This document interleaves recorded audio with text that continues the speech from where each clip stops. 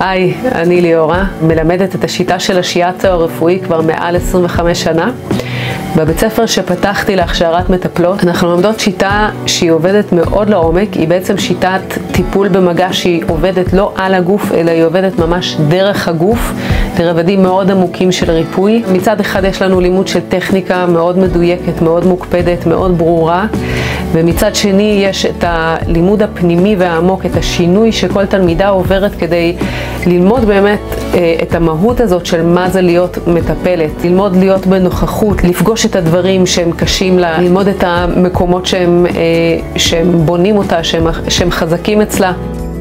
באמת חיפשתי משהו שמשלב מגע ללא דיבור. הלכתי לנסות פה ושם, וזה לא היה לי מספיק, פשוט להגיע. שמעתי רק את השם הזה כמה פעמים, התחלתי לברר והבנתי שבאמת זה משהו, פשוט זה משהו אחר. משהו בהתבוננות, בהקשבה הפנימית, בסבלנות, בחום הזה. את לא יכולה לעבוד על עצמך. אם את לא בנוכחות זה לא יעבוד. יש בזה משהו מאוד אמיתי ומאוד מבקש כל הזמן כזה חקירה והקשבה ונוכחות. היה חשוב לי מאוד שזה יהיה משהו שהוא באמת מתחבר למי שאני, זאת אומרת שהלימודים מחובר למהות. שזה לא יהיה בית ספר שימסור לי ידע שאחר כך אשכח ממנו. כל מקום שביררתי, אמרו לי את השם של ליאורה פרנק, ואז אמרתי אוקיי, יש שם בית ספר, אז אני אתקשר אליה. זה לא רק טכניקה שטחית כזאת של לעשות א', ב', ג'. יש פה ירידה לרובדים יותר עמוקים. ליאורה מלמדת לי לראות דברים בעין רחבה, לפעול באינטואיציה, לבדוק, להתבונן, לשאול. הנכחה של ידע בתוך הגוף